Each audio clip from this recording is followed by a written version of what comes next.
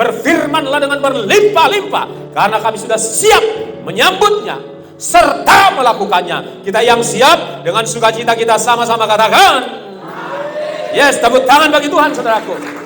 Baik, shalom bagi kita, saudaraku. Tuhan Yesus sangat baik, amin. Tuhan Yesus baik, ya, Tuhan Yesus baik. Meski ada masalah dalam kehidupan kita, saudaraku, ya, mesti apapun ada dalam kehidupan kita, tetapi Yesus tidak pernah berubah. Dia tetap baik dulu, sekarang, selamanya. Amin.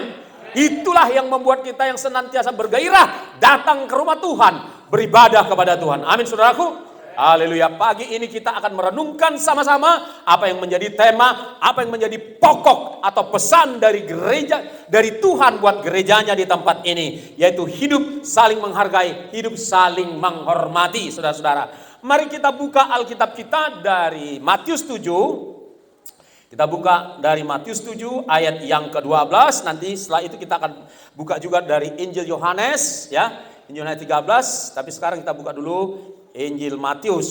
Haleluya. Ya, Matius 7 ya. Matius 7 ayat yang ke-12. Ya, haleluya. Kita perkatakan sama-sama, saudaraku, ya.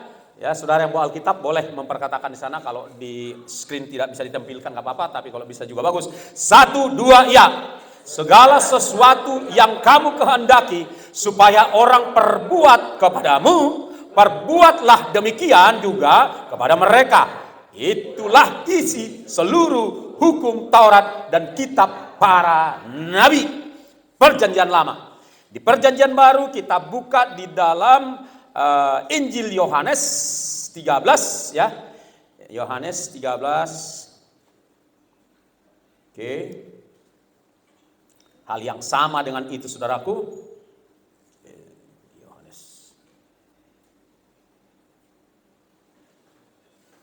Oke. Perihal saling mengasihi dari ayat, oke.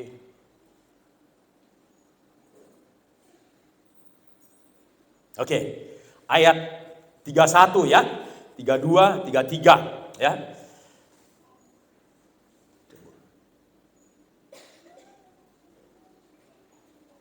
Oke, ayat 34 maksud saya, saudaraku. 34, 35. Oke, kalau sudah ketemu ya ayat yang ke-34 dan 35, mari kita deklarasikan bersama-sama. Tidak sekedar membaca tapi memperkatakan, memindahkan huruf-huruf ini di mulut kita sehingga dia berubah menjadi perkataan Allah yang berkuasa. Setuju, saudaraku? Amin. Ayo semangat ya. Ayat 34 dan 35. 1, 2, 3. Aku memberikan perintah baru kepadamu, yaitu supaya kamu saling mengasihi. Sama seperti aku telah mengasihi kamu, demikian pula kamu harus saling mengasihi. Ayat 35. Dengan demikian, semua orang akan tahu bahwa kamu adalah murid-muridku, yaitu jikalau kamu saling mengasihi.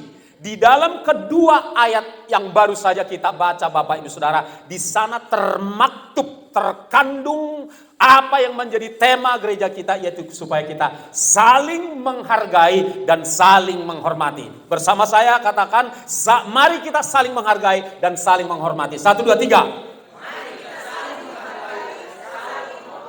Amin, Bapak Ibu Saudara. Saudaraku yang dikasihi oleh Tuhan Yesus Kristus, yang membuat gereja, yang membuat kumpulan orang percaya berbeda dengan dunia ini adalah ciri khasnya ini, adalah warnanya ini. Sebab inilah yang menjadi warna daripada gereja sejak mula-mula. Inilah yang menjadi ciri khas, inilah yang menjadi identitas dan gaya hidup. Katakan gaya hidup. Sehingga gereja dari sejak gereja mula-mula, saudaraku, mereka disukai banyak orang. Amin. Dan Allah menambahkan jumlah orang percaya kepada mereka karena mereka disukai oleh semua orang. Itu yang dikatakan di dalam kitab Kisah Para Rasul. Sejak itulah Bapak Ibu Saudara, menjadi gaya hidup, menjadi DNA, menjadi warna yang dapat dilihat oleh dunia ini dari murid-murid Kristus. Ada amin saudaraku? Nah, hari ini, bulan ini, gereja kita diingatkan oleh Roh Tuhan supaya kembali mengangkat ini ke permukaan. Untuk apa? Untuk kita rawat bersama. Katakan rawat bersama. Haleluya. Inilah yang menjadi jubah kita. Ya, inilah yang menjadi pakaian kita. Inilah yang menjadi dandanan kita yang dunia lihat, saudara-saudara. Ya, di sesi pertama saya sudah bersaksi, saudara-saudara, bahwa orang-orang di luar kita pernah ngomong ke saya begini, kira-kira 10 atau 20 tahun yang lalu itu begini. Enak sekali ya melihat orang Kristen itu, kalau hari Minggu, Pak, katanya, dia posisi warungnya itu di Simpang Barat. Sekarang itu sudah diubah menjadi taman gitu ya, tapi di situ dulu ada kedai-kedai. Kan begitu saudara-saudara. Kenapa ibu bilang begitu? Iya, saya lihat mereka jalan kaki bersama, aku rukun, terus rapi-rapi, segar-segar. Karena dari situ mereka di daerah tidak jauh dari Anda itu ada beberapa gereja, termasuk gereja HKBP di sana. Mereka melihatnya seperti itu saudara-saudara. Ya, mereka melihat berpakaian rapi, segar, jalan beriringan gitu. Pulang juga begitu saudara-saudara. Saya terkesan dengan kesan, ya kan begitu. Saya terkesan dengan kesan baik yang dilihat oleh ibu itu. Artinya apa saudaraku?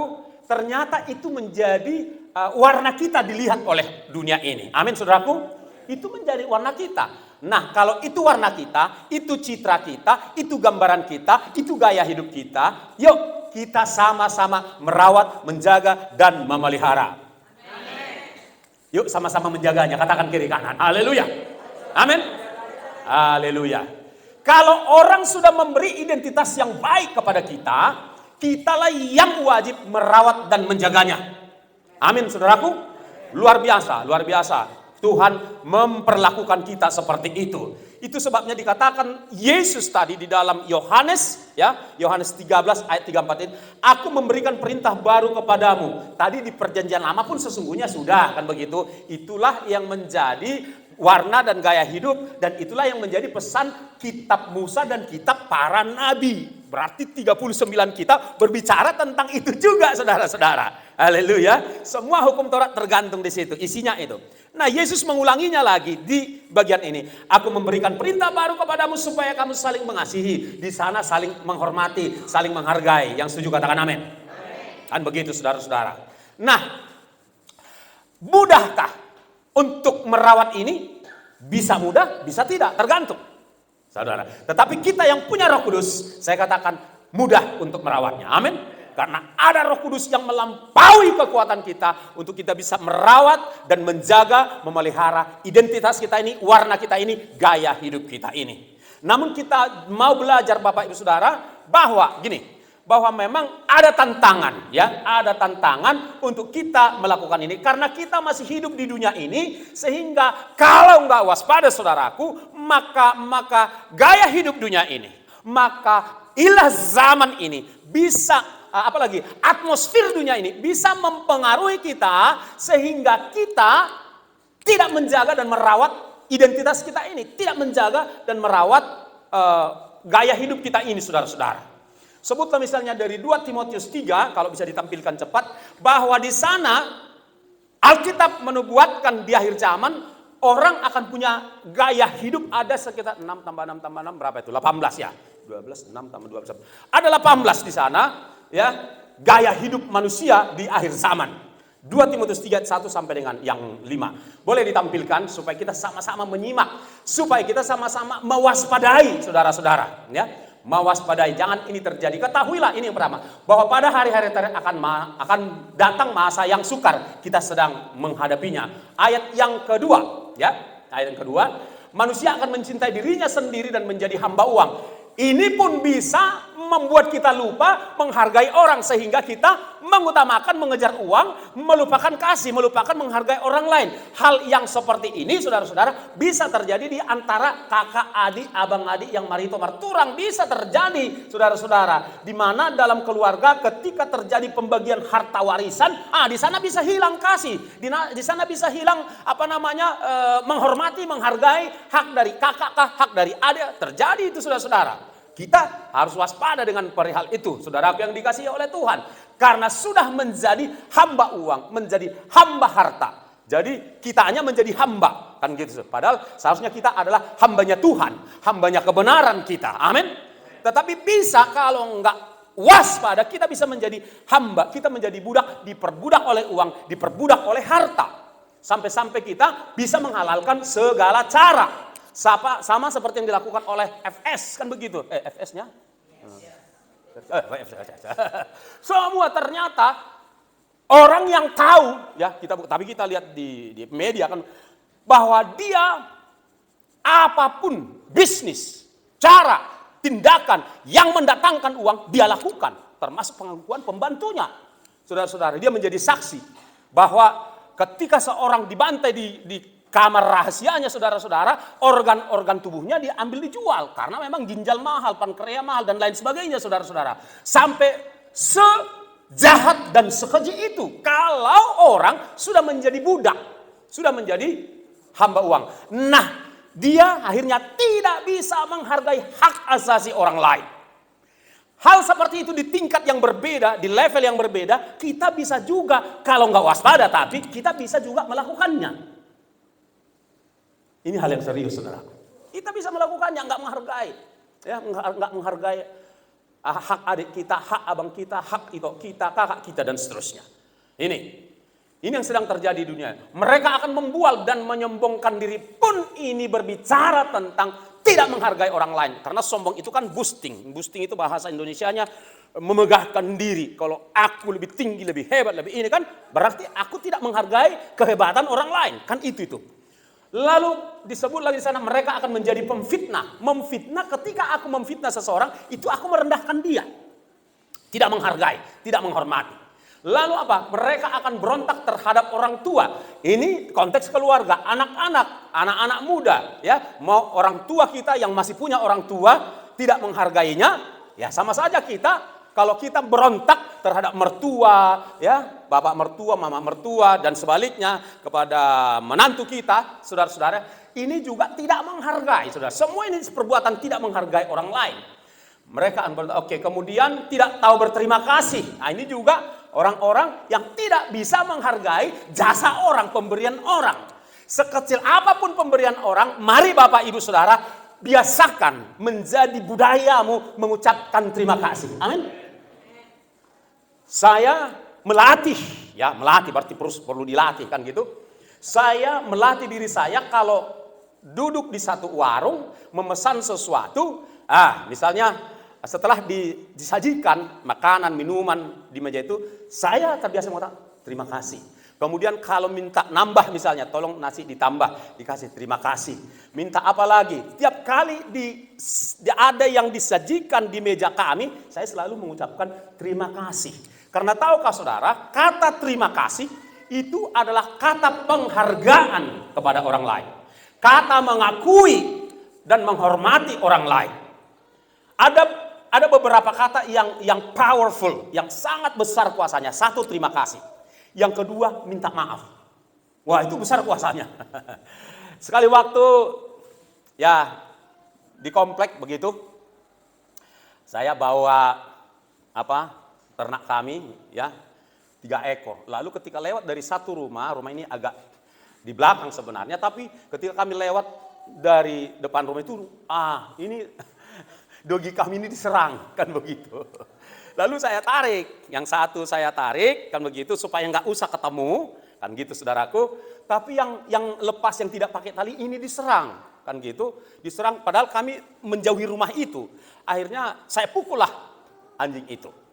Saya pukul, ada tongkat di tangan saya, rupanya kain-kain sampai ke rumahnya. Walau marah. Yang punya anjing itu marah sekali, mulai keluar kata-kata yang keras dari mulutnya. Ini begini, kau begini, ini.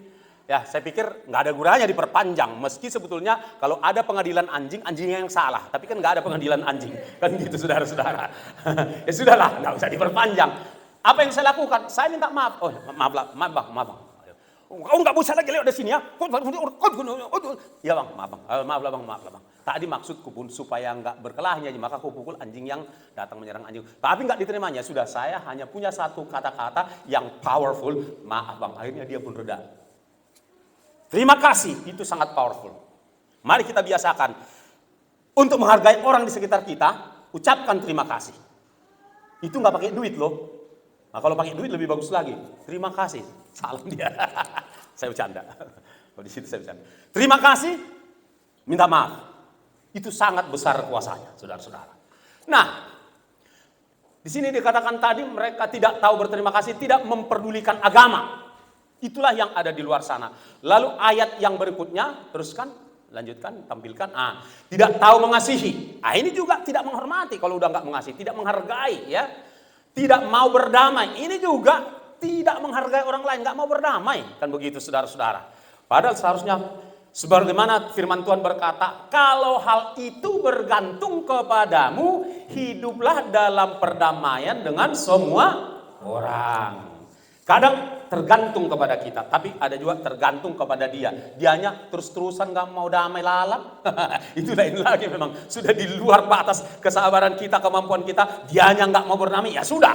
Kan begitu. Tapi tetap lakukan yang baik kepada dia, saudara-saudara, supaya suatu saat kelak dia akan sadar. Karena dia manusia, saudara-saudara, dia punya perasaan, dia punya pikiran bahwa kita tidak mau bermusuhan terus-menerus dengan dia.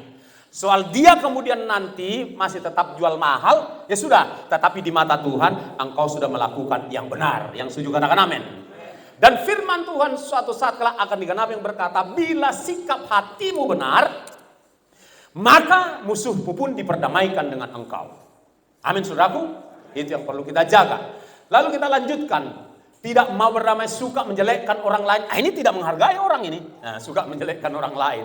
Kan gitu, saudara, ya. Suka menjelekkan. Tidak dapat mengekang diri. Ya kalau nggak dapat mengekang diri kan berarti garang dia. Ya tetap juga ini dalam konteks tidak bisa menghargai dan menghormati orang lain. Ya, tidak suka yang baik. Lalu ayat yang keempat kita baca, ya. Ayat keempat, lanjutkan. Suka mengkhianat, tidak berpikir panjang. Inilah ciri manusia di akhir zaman di luar sana, saudara-saudara, ya. Di dunia sana, lebih menuruti hawa nafsu daripada menuruti Allah, ya. Ini yang sedang terjadi di luar sana. Kita berjuang di tempat ini, di komunitas kita, ini tidak terjadi. Yang setuju katakan amin. Yang kelima kita baca sama-sama, saudaraku.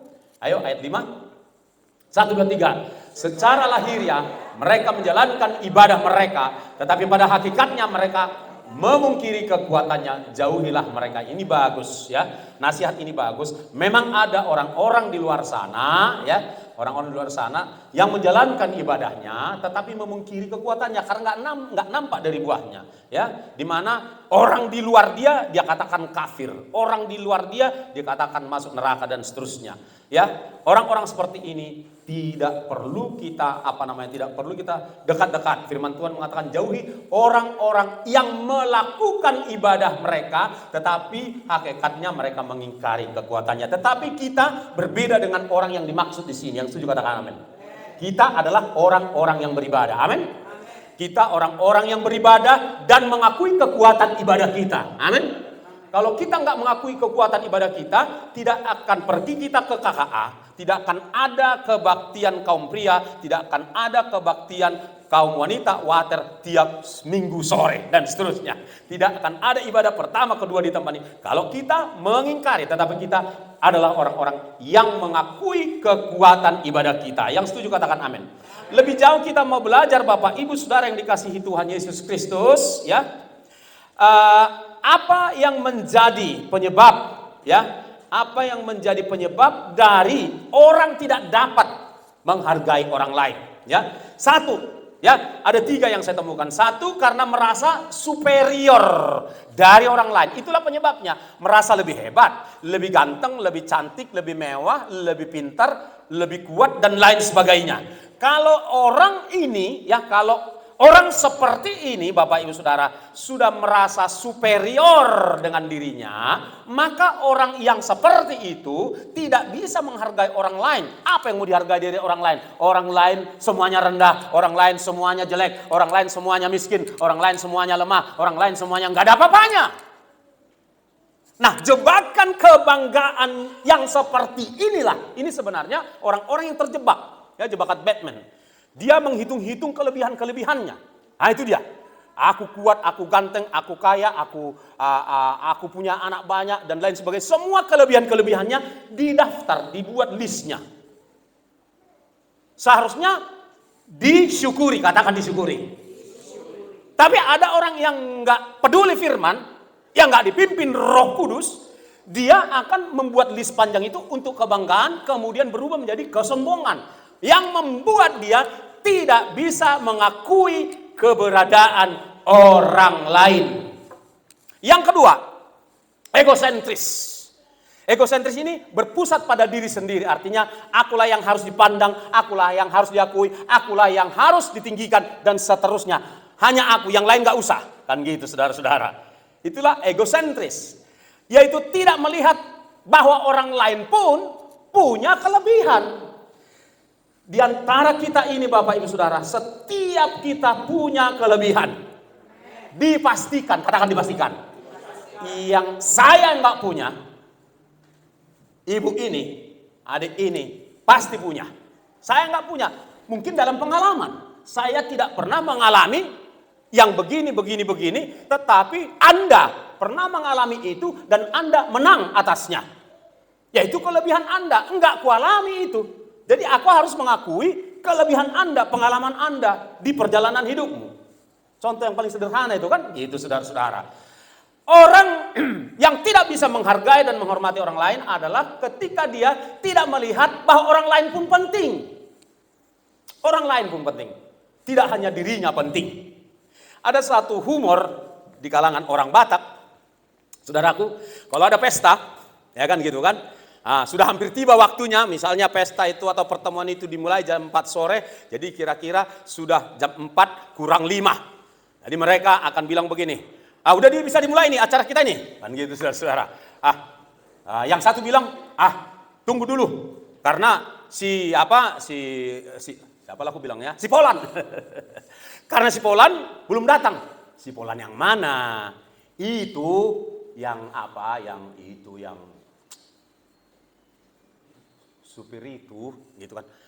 Anggo hidup dong, nggak boleh dimulai. Katanya. Kalau itu yang nggak datang, udah bisa. Udah bisa dimulai, katanya. Ada udah pe, masih ada lagi, katanya. Ise, si gintingnya dia, nih, napuna peti. Anggo hidup dong nasro, kalau itu yang nggak datang, kita tunggulah.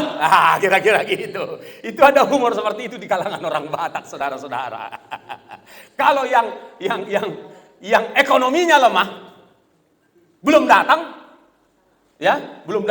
udah tepat waktu, ya udah mulai aja. Tapi kalau yang orang yang punya kelebihan A, B, C dan seterusnya belum datang, harus ditunggu itu. Belga udah tepat nih, besar nanti apanya itu, TTA-nya itu katanya.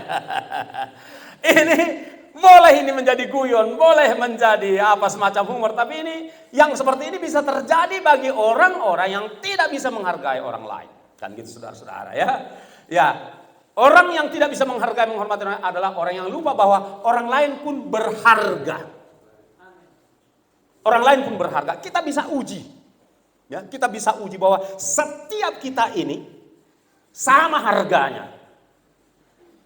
Minda sama harganya dengan Ibu Maria. Sama harganya dengan melapor semua namanya. Saya absen satu-satu. Sama harganya dengan saudaraku yang yang militan ini. Mulai Bang Sabas. Sama harganya dengan gembala, walaupun gembala lebih ganteng. Sama harganya, kan gitu. Sama harganya mulai dari barisan depan sampai sama semua harganya. 100% sama harganya. Kita bisa uji dan buktikan di saat pilkada. Di saat pemilu. Sama nilainya, satu suara. Sama dengan suaranya orang sederhana dengan orang yang mewah, sama. Katakan sama. Jadi ilustrasi ini tertanam di kepala kita bahwa semua kita ini sama harganya, sama pentingnya. Yang setuju katakan amin. Dan yang paling menjadi bukan teori lah, tapi katakan teori. Rumus yang memastikan, memutlakkan bahwa hargamu dengan hargaku sama adalah berapa hargamu, Bang Sabas?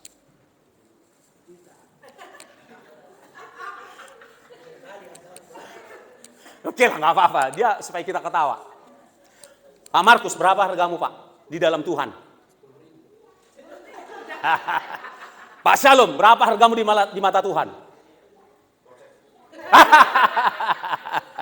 Saudaraku, siapapun kita, sama harga kita, karena ditebus dengan harga yang sama, jadi hargamu, ini hebat ini, mungkin saudara akan kaget mendengar, bahwa hargamu setara dengan harga Yesus. Belum nangkap ya? Hargamu setara dengan harga Yesus. Di sini Yesus, di sini aku, sama hargaku dengan dia. Kok bisa?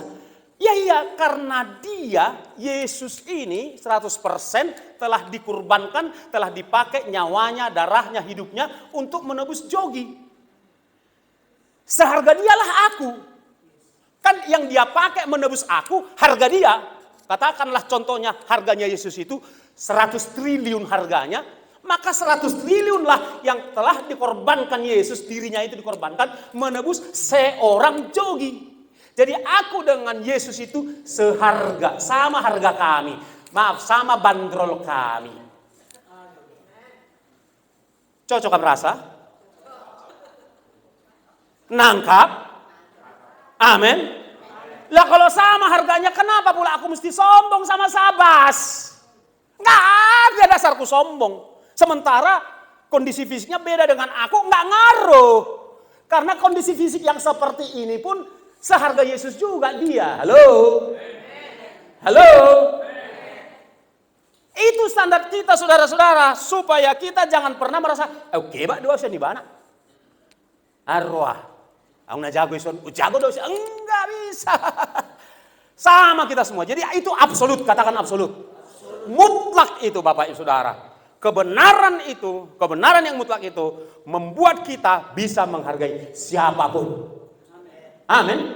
Haleluya. Boleh dong tepuk tangan untuk Tuhan. Hal ketiga yang perlu kita hindari yaitu merasa apa yang dia dapat adalah karena kehebatannya. Orang, ya, orang-orang di luar sana maksud saya, tidak bisa menghargai orang lain karena apa? Dia sudah mencapai keberhasilan ini, merasa tanpa sadar dia merasa Bapak Ibu Saudara bahwa itu karena kehebatannya. Padahal tidak sama sekali.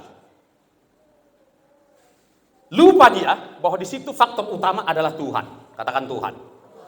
Dan yang kedua, di setiap kesuksesan saudara dan saya ada orang lain. Amin. Apakah itu suamimu? Apakah itu istrimu? Apakah itu orang tuamu? Apakah itu anakmu? Apakah itu teman segerejamu? Ada peran orang lain. Gak ada yang bisa gitu, holang-alan nyau. Karena aku. Gak ada cerita saudaraku. Karena akunya. Oke, karena aku kerja keras. Oke, karena aku bekerja lebih keras dari yes. Yang membuat hartamu berbeda dengan dia. Tetapi hartamu yang berbeda dengan orang lain. Tetapi pencapaianmu itu mutlak ada Tuhan dan ada orang lain. Yang sadar katakan amin.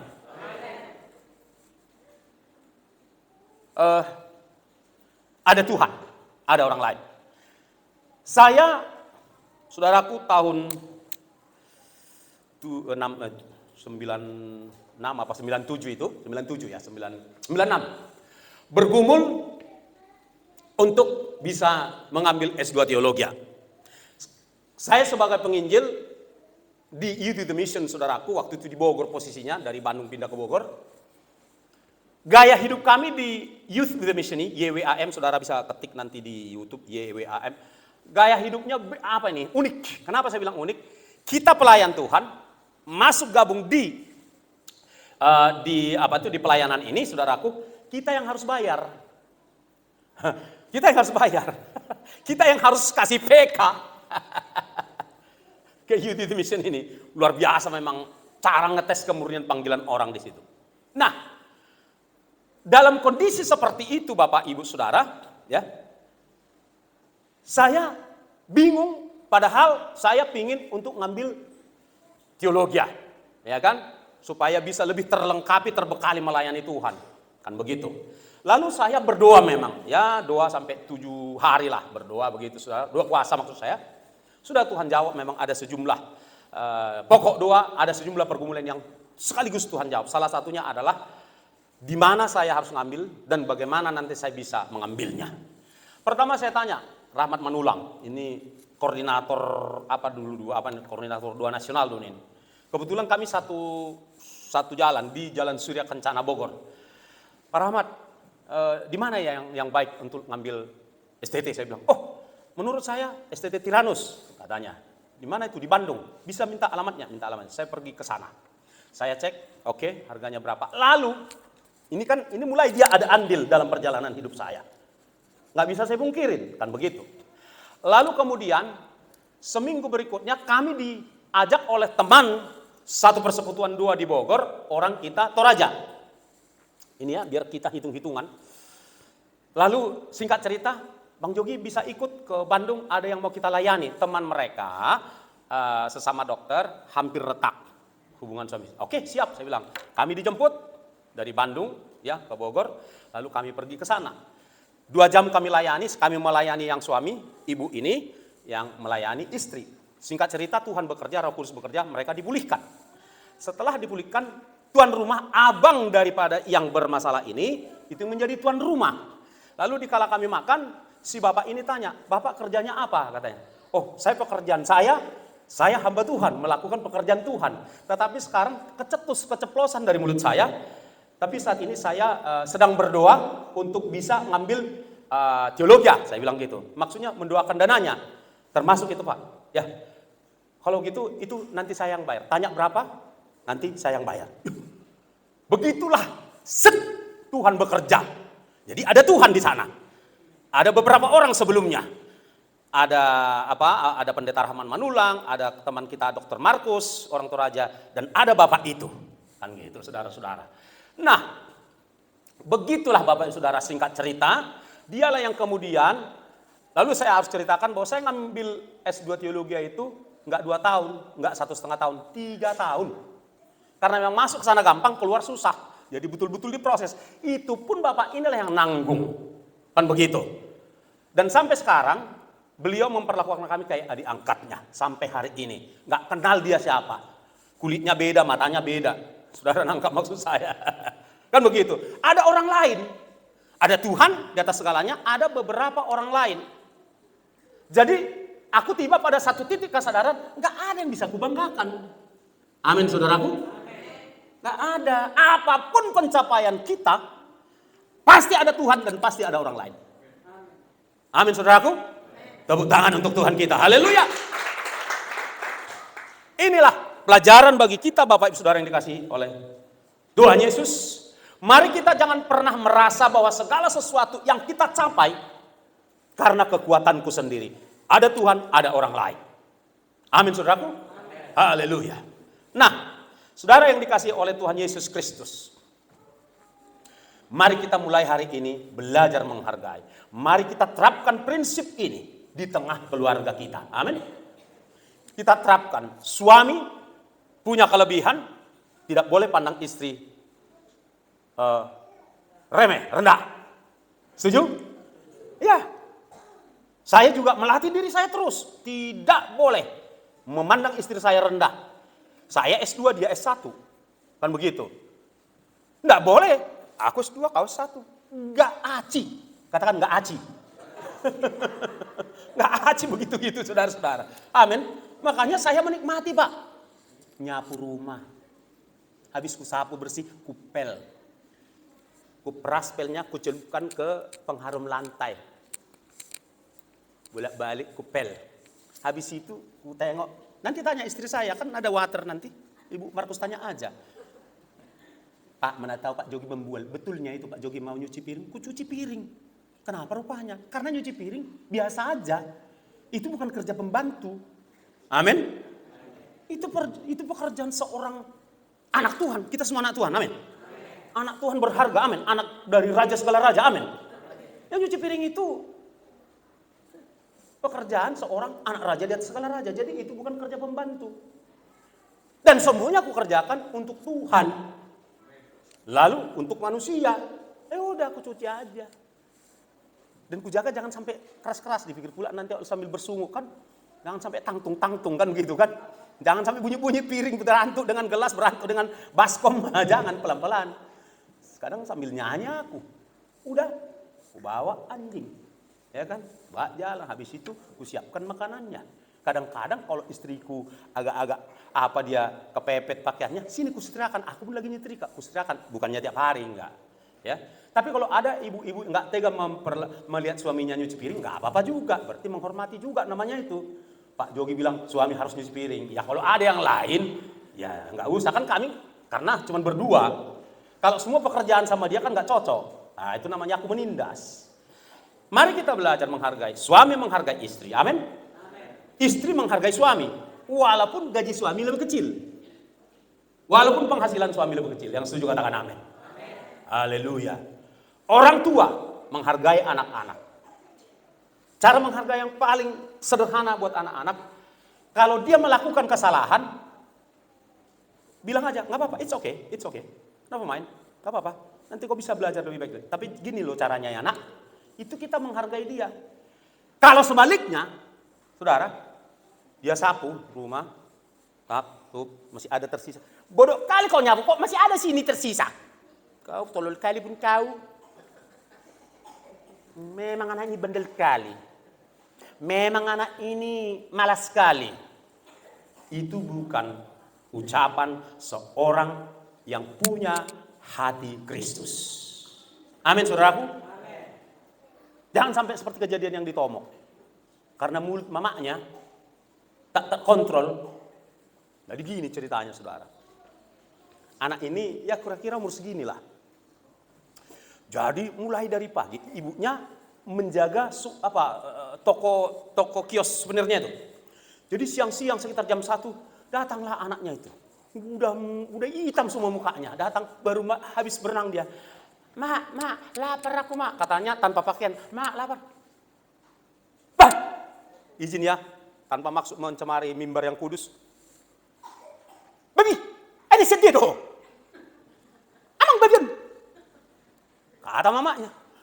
Enggak mak, aku enggak babi. Ada nih bu. Apa yang kau bilang? Enggak mak, aku bukan babi, aku lomo-lomo. Katanya. Karena lomo-lomo kan anak. Maksud dia kalau kau babi, aku lomo-lomo. Lihat betapa bahayanya. Betapa bahayanya ucapan kita yang tidak menghargai. Itu bersumber dari akar tidak menghargai, saudara, tanpa sadar. Lomo-lomo. Hati-hati saudaraku, amin. Cara menghargai anak-anak, hargailah. Kalau dia nilainya 4, jangan langsung ngotonyon. Iya kalau di apa sana kan di Samosir sana gitu. Ngotonyon. Bodoh kali kok. Merah memang, enggak begitu. Oh 4, enggak apa-apa nak. Enggak apa-apa. Nanti semester berikutnya bisa kok ini jadi 7 ini. Asal kau rajin belajar. Semangat nak, enggak apa-apa.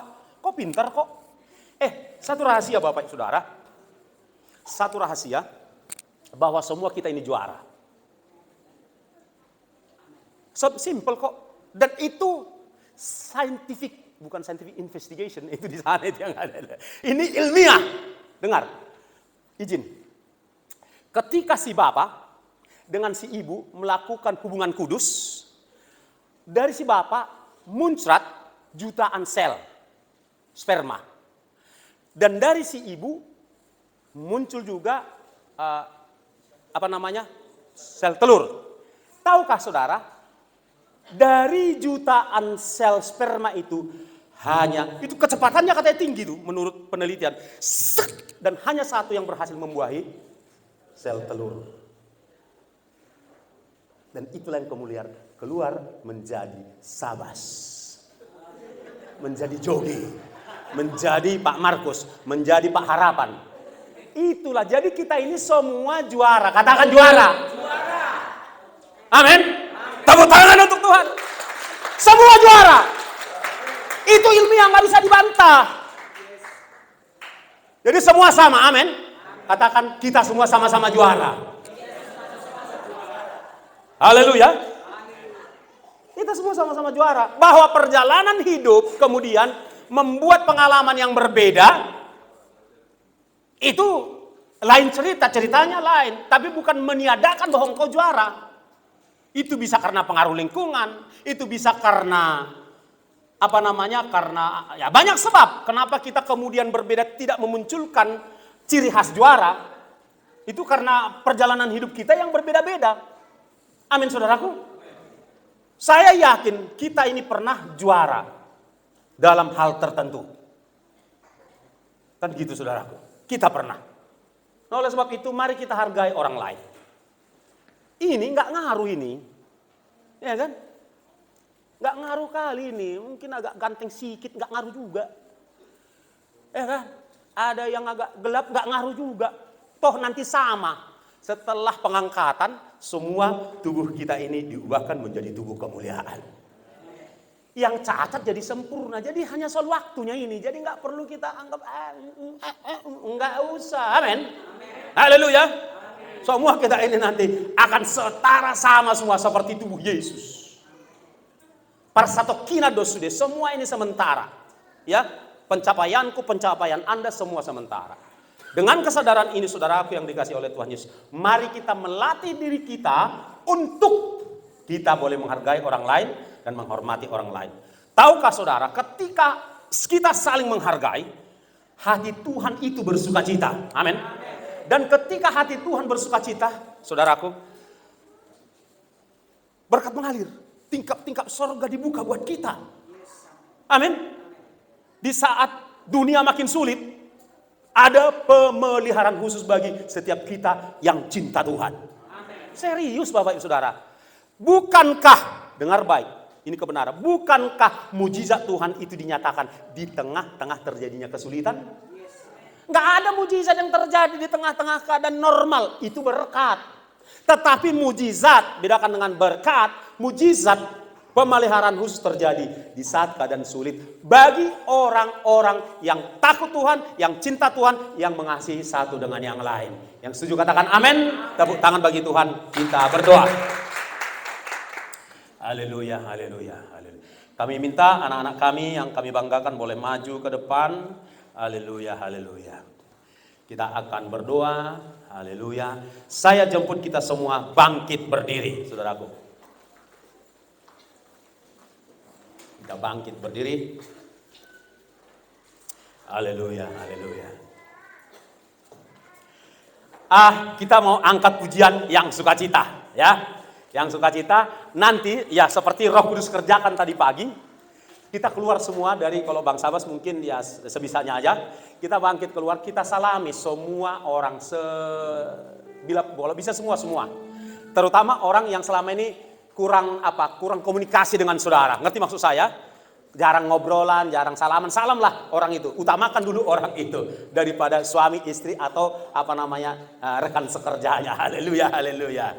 Dalam Yesus kita setara. Dalam Yesus kita bersaudara. Amin. Iramanya yang gembira, yang semua bertepuk tangan. Yes. Haleluya.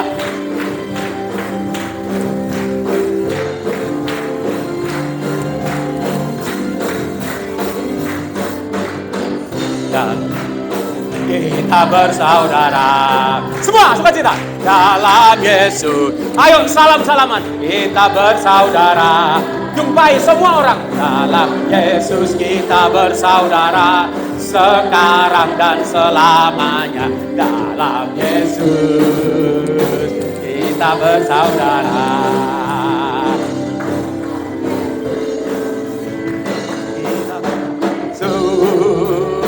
Kita bersaudara. Amin. Thank you.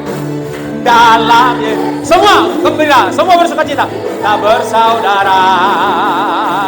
Dalam Yesus kita bersaudara. Sekarang dan selamanya. Dalam Yesus. Semangat. Kita bersaudara. Hari ini ku rasa bahagia. Hari ini ku rasa bahagia. Lepas sukacitamu. Kumpul bersama saudara seiman. Siapa? Tuhan Yesus telah satukan kita tanpa memandang di antara kita. Ayo bersalam-salaman, bergandengan tangan dalam kasih, dalam satu hati, berjalan dalam terang kasih Tuhan. Tunjuk wajahnya, pandang dia. Sahabatku, kau saudaraku, tiada yang dapat memisahkan kita. Yes! Oh, yes! Kau saudaraku, tiada yang dapat memisahkan kita. Ku cinta keluarga Allah, cinta keluarga Tuhan. Amin. Terjalin mesra sekali, saling mengasihi, betapa senang ku menjadi keluarganya Tuhan. Ku kasihi kau dengan kasih Tuhan. Ku kasihi kau dengan kasih Tuhan. Ku lihat di wajahmu kemuliaan Raja. Ku kasihi kau dengan kasih Tuhan. Ku kasihi kau dengan kasih Tuhan. Ku kasihi kau dengan kasih Tuhan. Tepuk tangan yang dahsyat bagi Yesus kita. Haleluya, haleluya, haleluya. Kita berdoa. Bapa, kami sangat bersyukur Tuhan bawa kami masuk di dalam hati-Mu. Tuhan bawa kami masuk dalam denyut jantung-Mu Tuhan. Kami masuk dalam sukacita-Mu. Karena kami tahu sukacita Allah adalah kekuatan kami. Ketika Engkau bersukacita melihat kami, maka Engkau akan memulihkan keadaan setiap kami. Engkau akan menggantikan kesusahan menjadi kegerangan. Engkau akan menggantikan penyakit menjadi kesembuhan dan kekuatan. Engkau menggantikan segala kutuk menjadi berkat-berkat yang berlimpah. Kegagalan menjadi keberhasilan. Oh, yang lemah dikuatkan. Oh, haleluya, haleluya. Yang patah semangat menjadi berkobar-kobar. Punya pengharapan yang berapi-api kepada Tuhan. Di tengah situasi sulit keadaan ini, kami akan dipelihara oleh Engkau Tuhan secara khusus, dengan caramu yang ajaib, dengan caramu yang tak terduga Bapa. Engkau akan memberkati kesehatan kami, rumah tangga kami, pernikahan kami, usaha kami, keuangan kami. Oh haleluya, seisi rumah kami Engkau akan berkati. Dan Engkau akan memberkati gereja ini Tuhan, menjadi gereja yang misioner, yang Tuhan akan pakai menjangkau jiwa-jiwa di luar sana, membawa kepada Tuhan, menambah jumlah orang percaya, menambah jumlah orang yang diselamatkan di tempat ini. Sebab itulah tugas kami Tuhan. Terima kasih Bapa, Engkau telah pulihkan keadaan kami. Kami percaya setiap kami akan mengalami terobosan baru. Katakan amin, haleluya, haleluya. Dalam seluruh kehidupan kami. Bagimulah ya Bapa yang dapat melakukan jauh lebih besar, lebih sempurna, lebih lengkap daripada apa yang kami doakan. Demi nama Bapa, Putra, Roh Kudus, demi nama Tuhan Yesus Kristus, kami berdoa, kami bersukacita, kami diberkati. Yang setuju dengan saya sama-sama katakan amin. Tepuk tangan bagi Tuhan sekali lagi. Silakan duduk Bapak Saudara yang diberkati Tuhan. Haleluya.